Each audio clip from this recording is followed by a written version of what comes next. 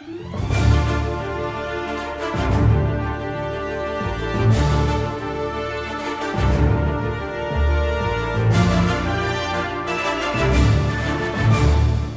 sis, hello, brother, welcome. So you have seen the style we are creating today. I start off by sectioning the mohawk part, yeah, the middle of the mohawk, and it starts wide from the face and tapers as it gets towards the back of the head. I also made one side to be lower on the face than the other side, so they didn't both start at the same place, like from the top of the eyebrow. One started from the height of the, like the topmost part of the eyebrow, and the second one went a little bit lower, just to make the hair to pour towards most one section more. So when I was done with my pattern, this is what it looks like. I am just cleaning it up to make sure it is neat, but if it's not so neat, I don't know, just make it neat too. So I started from the back and started making individual twists. Now I just keep envisioning this hair on a natural hair. It is going to look so gorgeous in a crazy way. So you're going to make like loose twist. I tried to recreate loose twist on my mannequin, but of course, you know, the hair, it's not like a natural hair of for real.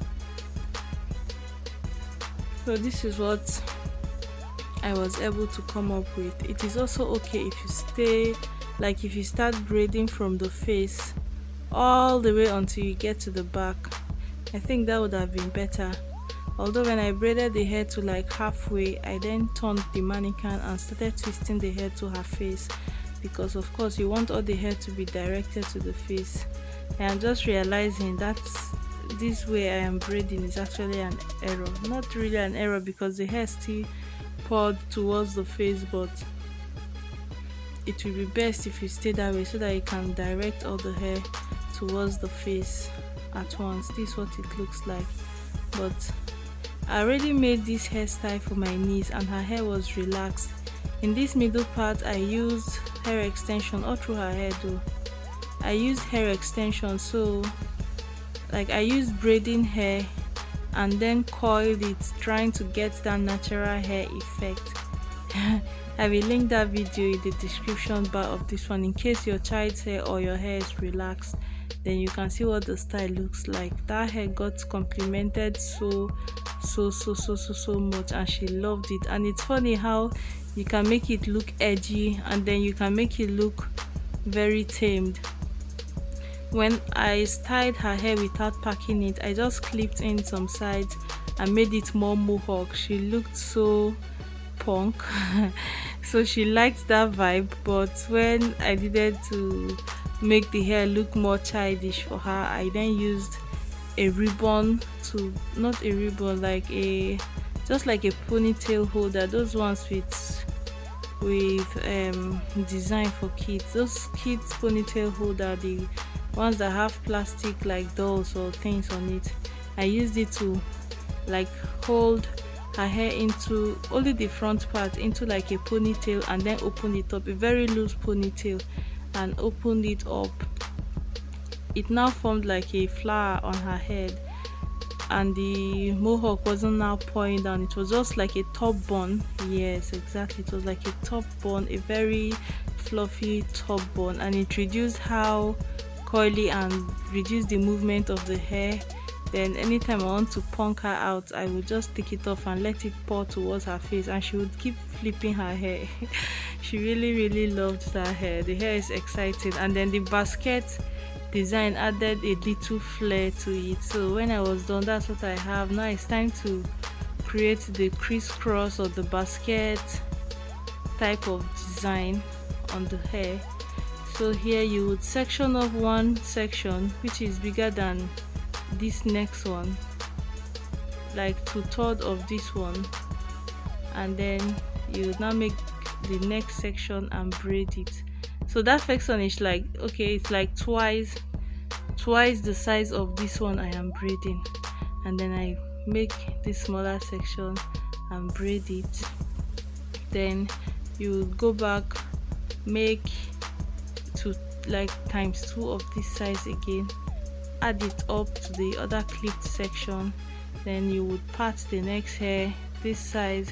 It's like we're making 2 to 1, 2 to 1, size 2, you clip it up, size 1, you braid it, size 2, you clip it up. Remember, there might be adjustment depending on the head and shape of your child, so it's not mechanical. You have to adjust it to suit like the shape of the face and the head, the size of the head. So clip and then make one and braid. Try to ensure that you have hair remaining on top of the ears, so your first section shouldn't, on top of the ears, shouldn't be a braid. It should be one of these clip aways, like the section you clip up. So after making this part, now I am going to proceed and section the next one and clip it up, so that when I start braiding the crisscross, I can have hair to start the braids with. Okay, so when we start braiding upwards towards the center of her face, like from her ear to her face, we can have hairs to start off the braid immediately. That's why you need to make sure you don't end with this braid. This braid that I am making now shouldn't be on top of her ears. I hope you understand what I mean. Yeah, this braid should be the row before this one, so you should have hairs here so that you can start the braids on this side. So moving down to behind the head, I still continue with next one will be a braid, but bear in mind that the hair is going to pass from the nape of the neck upwards towards the face, so you're going to have to make some adjustments here, and you can just watch and see how I did that. It's not mechanical, it's not by default, it's not like, you just have to customize it. But I promise you, if you don't stop and think about what you're doing before continuing according to the shape of the head you are braiding, you will end up having to take the braids down and redoing it. So just save yourself the stress. As you go along, you stop and think about the outcome and how it will be before you continue. So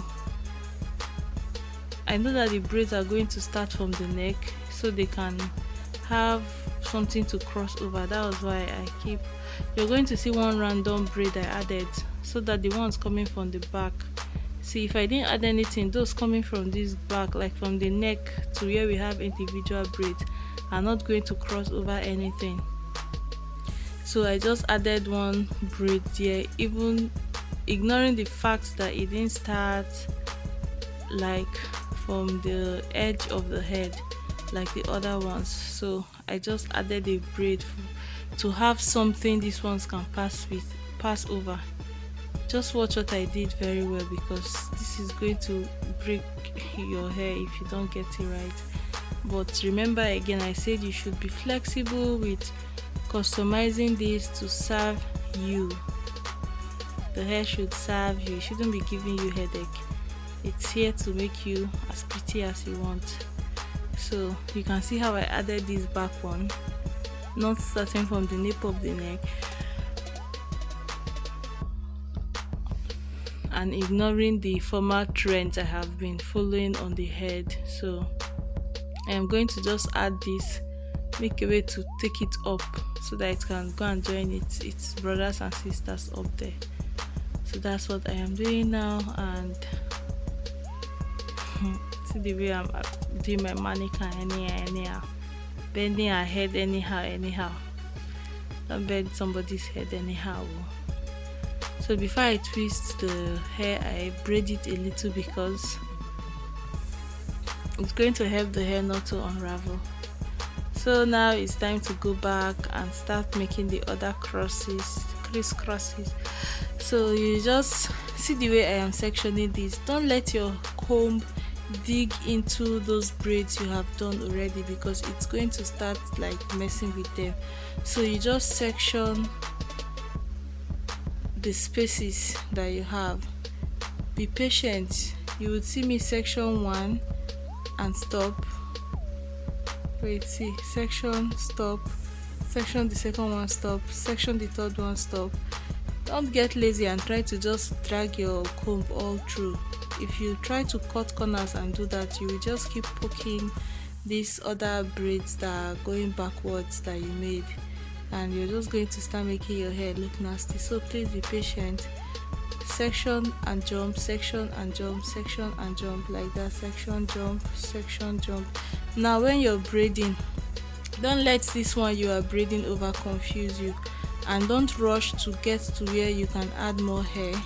Like I made that mistake here, that's why I just lost it. Don't be too eager to be adding more hair as you're braiding.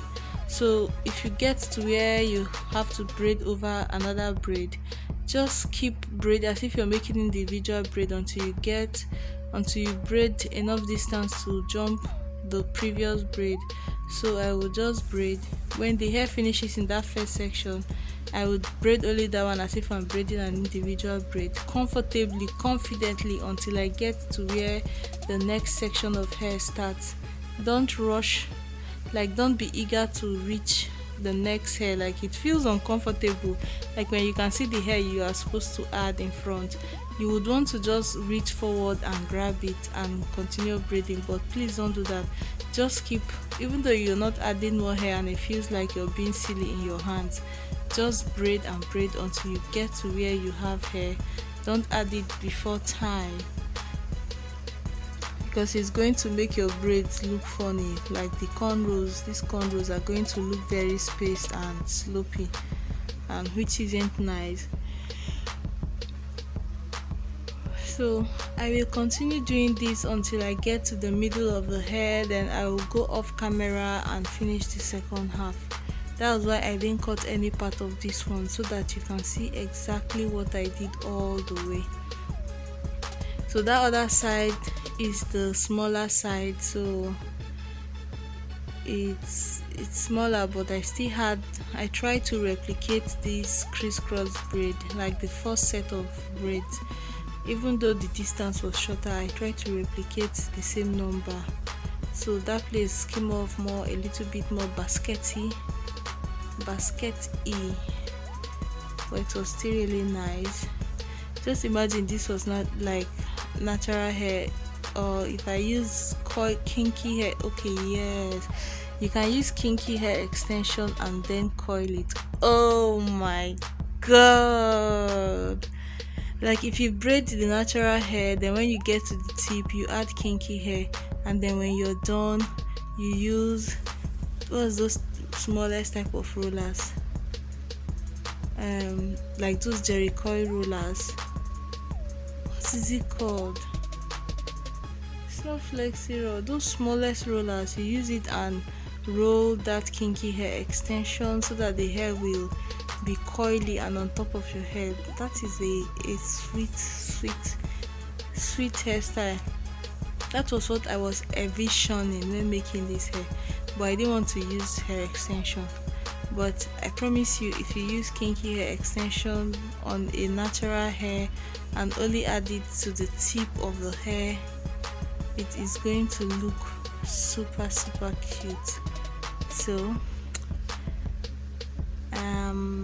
if you want to watch how I made this on my niece's hair, her hair was relaxed, so I used attachment, and when I was done I used strings, just thread like those ones we use to sew in, to coil her hair with hot water.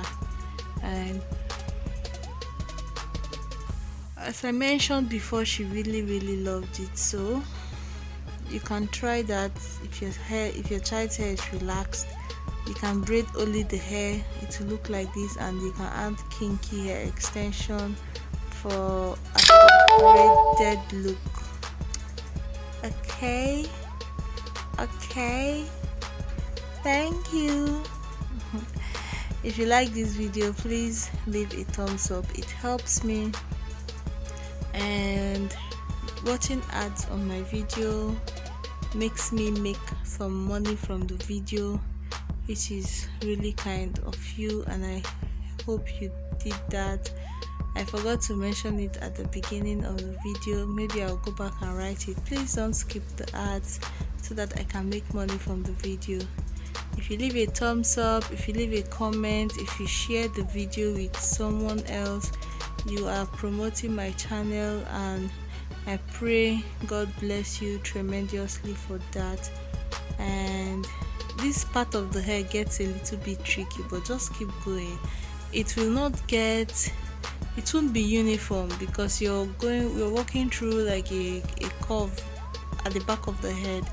So you have to like start off with tiny section at the back, like taper the braid when you get, just like when you're braiding all back hair, when you get to the back of the head, you have to like taper the size of the all back, so that you won't have braids that are dangling before they get to the nape of the neck. Somehow it still applies here, but not as much, because this braid doesn't get all the way to the front of the head.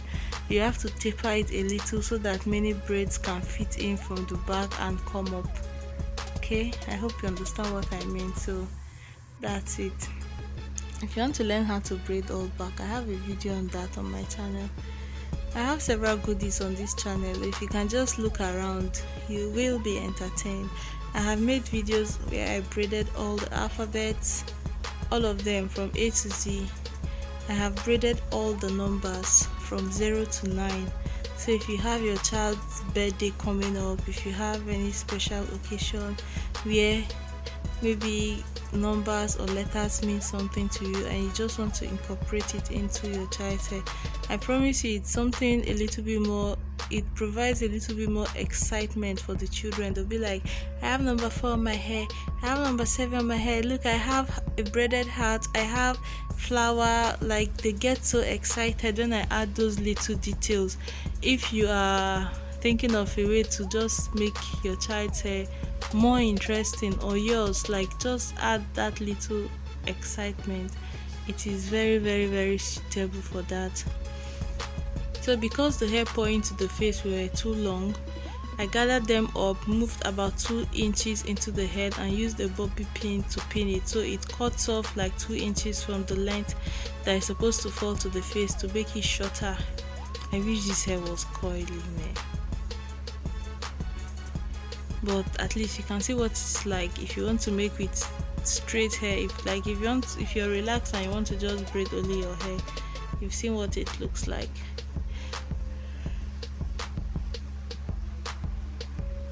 Yeah, that space there can just be, I think the individual braid I made there was too big. You can just separate it and make it into 2. If I had just taken it down and braided it into 2, it will cover that space, but as you can see, when I adjusted it, it covered it. And this hair looks just a little bit more interesting than making regular braids like this.